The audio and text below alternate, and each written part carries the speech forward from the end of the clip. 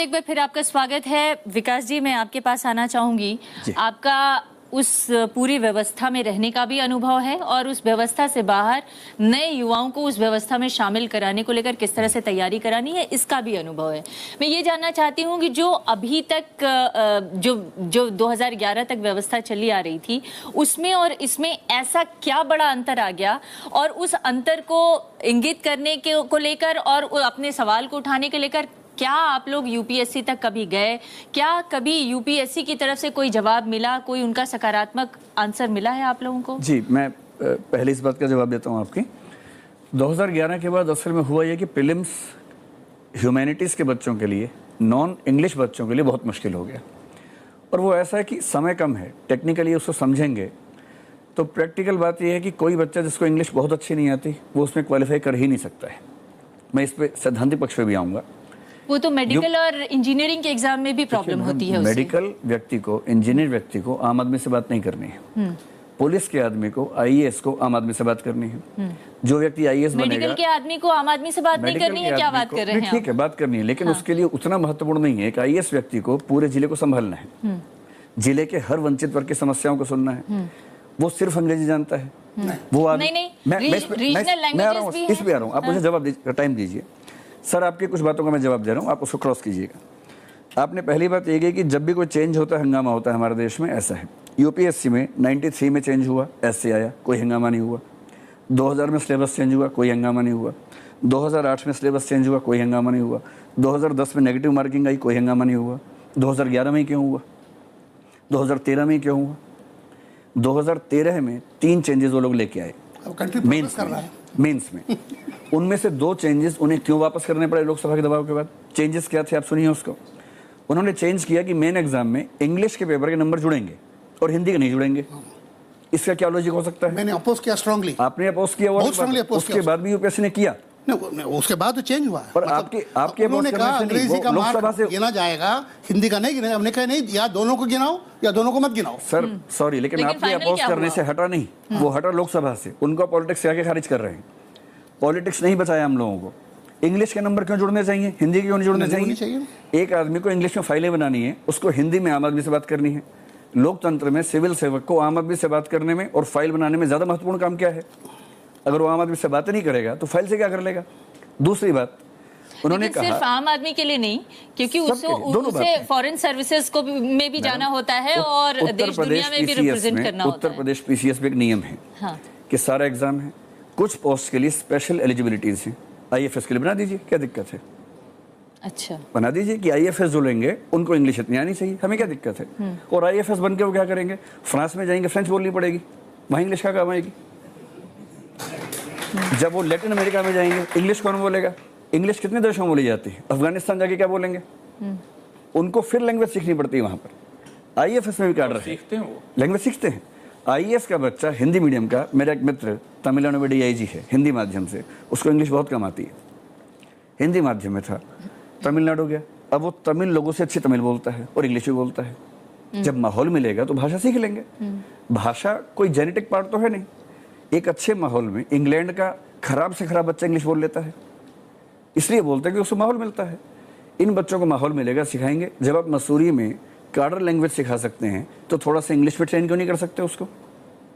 दूसरी बात, सर ने कहा कि गांव के बच्चे हमेशा आते हैं, इन्होंने ट्रेनिंग में देखा है। मैं आपको निगवेकर समिति की रिपोर्ट बता रहा हूँ, यूपीएससी की समिति है, उस समिति की स्टेटमेंट देखिए क्या है।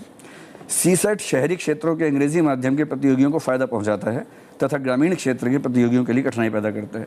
ये निगवेकर समिति कह रही है, यूपीएससी की समिति है। मैं आपको बता रहा हूँ, मैंने कहा इंट्रिंसिक एबिलिटी उतनी ही है जितना शेयर कर, वो लेकिन उस एबिलिटी को उनका मौका मिला तो उतनी वो मौका ही नहीं देंगे, व्यक्त होने का मौका नहीं देंगे तो कैसे होगा? एजुकेशन पॉलिसी बदली आप। तीसरी बात सर ने कही कि यूपीएससी पर दाग नहीं है। 2011 और 13 में दाग लगे हैं, साफ साफ लगे हैं। मैं साजिश कह रहा हूँ, कठोर शब्द है, मैं साबित करने में। लेकिन वो तो 2011 के बाद ही ये सारी व्यवस्था आई। उसके पहले भी लगे हैं मैडम दाग, वो दाग बाहर नहीं आए हैं। मेरा ख्याल है ये मंच ठीक नहीं है बताने के लिए, अगर आप चाहें तो बता सकता हूँ। दाग पहले भी लगे हैं, करप्शन के भी लगे हैं। आप कहें तो बताऊं, यूपीएससी के मेंबर में नाम नहीं लूंगा, आप चेक कर लीजिए। 2005 में उनको करप्शन की वजह से हटाया गया क्योंकि महाराष्ट्र सिविल सेवा आयोग के वो अध्यक्ष थे, वहाँ का करप्शन का केस आया, उसके बाद रातों रात यूपीएससी से हटाया गया उनको। आप चेक कर लीजिए इस तथ्य को, 2005 की बात है जी। और यूपीएससी ने इस चीज को चुपचाप किया, छिपा के किया, बताया नहीं किसी को।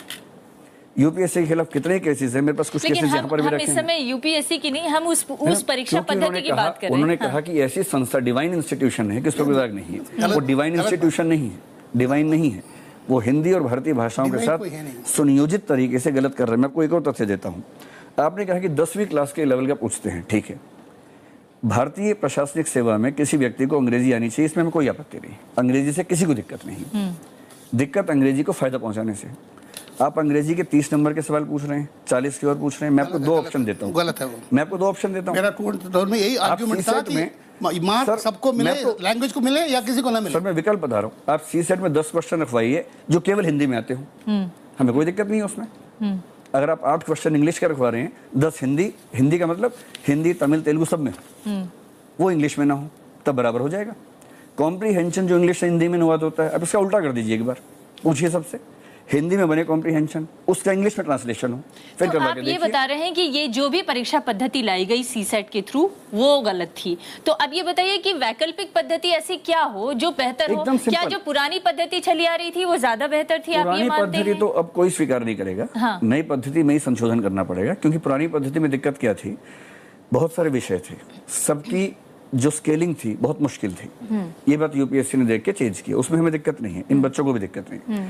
एक सिंपल तरीका है, हम केवल सी सेट में 2 संशोधन चाहते हैं। एक तो जितने भी क्वेश्चन जो कि 40-80 में से 50% हैं, उन क्वेश्चंस में लैंग्वेज रोल प्ले कर रही है, उनको हटा लिया जाए। दूसरा, जो बाकी क्वेश्चन है उनका अनुपात ठीक करके एक ही पेपर बना दिया जाए।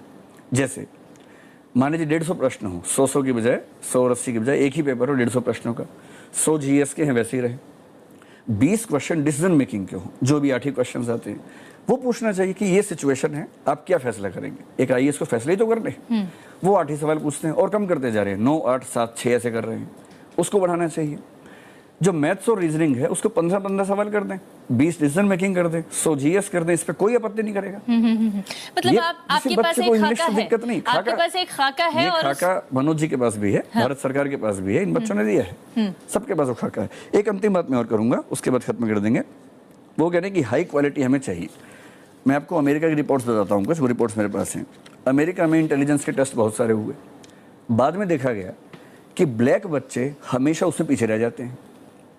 तो फिर रिसर्च हुई इस पर, सोशियोलॉजी के डिपार्टमेंट से रिसर्च की। बाद में निष्कर्ष निकला कि जब भी किसी आईक्यू टेस्ट में लैंग्वेज केंद्र में आएगी, वो उसी वर्ग को फायदा पहुंचाएगी जो उस लैंग्वेज को ठीक से जानते हैं, जिसकी मातृभाषा है। मैथ्स अगर होगा तो उन बच्चों को फायदा पहुंचाएगा जो अमूर्त चिंतन करने की क्षमता ज्यादा रखते हैं। एक एग्जाम्पल दिया गया, आप सारे बच्चों से पूछे कि चिड़िया क्या बोल रही है, इसका मतलब बताओ। ट्राइबल बच्चा सबसे पहले बता देगा, शहर का बच्चा बता के दिखा दे। क्या वो इंटेलिजेंट नहीं है? इंटेलिजेंस से दिक्कत नहीं सर, दिक्कत इंटेलिजेंस की टेस्टिंग के एक पक्ष में झुके होने से नहीं। लेकिन ये तो हमेशा ही होगा, ये तो सवाल हमेशा ही आएगा ना कि एक पक्ष, मतलब दोनों पक्षों को या सभी पक्षों को बैलेंस कैसे किया जाए। अगर मान लीजिए आप ट्राइबल के पक्ष में बनाएंगे तो शहरी बच्चे के साथ नाइंसाफी हो जाएगी, शहरी के पक्ष में बनाएंगे तो ट्राइबल बच्चे के साथ नाइंसाफी हो जाएगी। सीसेट की बात करते हैं, जीएस में ह्यूमैनिटीज के बच्चे कंफर्टेबल हैं थोड़ा सा, उसमें भी 20 क्वेश्चन साइंस के हैं 100 में से, उसमें हम मानते हैं कि वो कंफर्टेबल नहीं है। 80 सवाल में से कोई मर भी जाएगा तो 40-45 के ऊपर नहीं जा सकता है। सी सेट में मेरा एक कज़न जिसने एक दिन भी पढ़ाई नहीं की, आईआईटी का बच्चा वो है, उसकी इंग्लिश बहुत अच्छी है, भारत से बाहर रहता है आजकल, एक दिन भी पढ़ाई नहीं की, 80 में से 79 सवाल ठीक हैं उसके, और वो 2.5 नंबर के हैं, जीएस के 2 नंबर के हैं। इतनी मेहनत करके, अच्छा यूपीएससी ने क्या किया इस बार, जीएस में 200 में से 30 नंबर लाने जरूरी हैं और सी सेट में 200 में 70 लाने जरूरी है। क्यों ऐसा क्यों? एलिजिबिलिटी फिक्स कर दी है कि सी सेट में 70 नहीं होंगे तो आप बाहर है, फिर कितना भी स्कोर आपका हो। जीएस में सिर्फ 30 चाहिए, यानी जिनके जीएस नहीं आती, जिनको केवल सी सेट में अच्छे हैं, वो क्वालिफाई कर लें, ये ना कर पाए। हमें दिक्कत इंग्लिश से नहीं है। एक वाक्य में और बोलूं, सिर्फ एक वाक्य, दिक्कत इंग्लिश से किसी को नहीं। इंग्लिश तो मेंस पे टेस्ट होता ही है, 1979 से इंग्लिश का क्वालिफाइंग पेपर मेंस में है, सब बच्चे दे रहे हैं। आज तक किसने आंदोलन किया इस बात पर? कोई नहीं करता जी। इंग्लिश का भी, भारतीय भाषा का भी पूरी हो गई, प्रीलिम्स में नहीं होना चाहिए। मुझको मैं मन में था कि अब अपोजिशन, मेरा मन साफ हो गया है। Issue is don't throw the baby with the bath water, we got a system here है, प्रॉब्लम्स हैं, उसको सुधारना। अंग्रेजी में बोल दिया, हमको समझ में नहीं आया क्या उसको सुधार दो। उसको जो मिनिमम चेंजेस आपको करना हो आप कर लो, जो करना हो कीजिएगा। नहीं, अब सुनिए, आप आके टाइम में मद्रास में बोलेंगे, हम कहलवाएंगे, आप तमिल में जब तक नहीं बोलेंगे मत बोलिएगा यहाँ, ऐसा मत कहिएगा। इस देश में कई कंट्रीज हैं, इस देश में ऐसा मत बोलिएगा। अब वो टीवी प्रोग्राम में हर जगह पे होता है। तमिलनाडु आप नहीं जा पाएंगे, बात नहीं कर पाएंगे वहाँ, इसलिए मैं कह रहा हूँ। नहीं सर, जाता हूँ, समझता हूँ। आगे हम जाके खुद आएंगे, बताएंगे कि आप तमिल में बोलो, तब तक नहीं बोलने देंगे आपको। तो इसलिए हाँ, ऐसा नहीं, कई एक्सपर्ट्स हैं बैठ के किए हैं। ये आसान से साजिश, कंस्पिरेसी वगैरह कहना, वर्ड्स वगैरह शोभा नहीं लगता है, सोच के करना पड़ेगा। ऐसी इंस्टीट्यूशन में ये नहीं कह रहा हूँ कि मैं नहीं कह रहा हूँ कि डिवाइन इंस्टीट्यूशन है, ऐसा इंस्टीट्यूशन है जिसको जनरली रिस्पेक्टेबिलिटी है माना जाता है। देयरफॉर एलिगेशंस मत कीजिए। सर एक छोटी सी बात, आप जवाब दीजिए मेरी बात का। सर एक तथ्य बता रहा हूँ, आप जवाब दे दीजिए। जिस व्यक्ति, मैं नाम नहीं बोलता, मैं नाम नहीं बोलूंगा, जिस व्यक्ति ने सीसेट को लाने के लिए यूपीएससी को सलाह दी, कमेटी में था, सीसेट के खिलाफ एक केस हुआ, पब्लिक इंटरेस्ट लिटिगेशन हुई, अतुल कोठारी जी ने की। उसके बाद हाई कोर्ट ने आदेश दिया कि आप एक कमेटी बनाइए, सीसेट ठीक है गलत। यूपीएससी ने कमेटी बनाई, उस कमेटी में 3 मेंबर्स में से एक उसी को रखा जिसने सलाह दी थी। इसका क्या करें? मैं नाम नहीं बोल रहा उस व्यक्ति का, मैं कुछ नहीं कहूंगा। ये इससे क्या देखिए, मैं आप उस कमेटी में बीके शर्मा जी को रखिए। सुप्रीम कोर्ट में हर चीज में ब्रज किशोर शर्मा जी लॉ सेक्रेटरी रहे हैं, वो हिंदी भाषा के समर्थक है, उनको रखिए कमेटी में, सारी रिपोर्ट चेंज हो जाएगी। लेकिन ये थोड़ी होगा कि कमेटी में आप लोग जो नाम सुझाएंगे उनको ही रखा जाए। इतना नहीं कह रहा मैं, सिर्फ ये कह रहा हूँ कि कमेटी में जो लोग आएंगे उसमें भारतीय भाषाओं के समर्थक भी तो। त्यागी जी, गलती हो रही है। सुब्रमण्यम सर, एक तथ्य बताऊंगा आपको, मुख्य परीक्षा में, मेन एग्जाम में, एक फैक्ट बता रहा हूँ मैं, सिर्फ जानकारी के लिए। मेन एग्जाम में जिसके मार्क्स जुड़ते हैं फाइनल मेरिट में, जितने पेपर्स हैं उनके मॉडल आंसर केवल इंग्लिश में होते हैं और बच्चे किसी भी लैंग्वेज में लिख सकते हैं।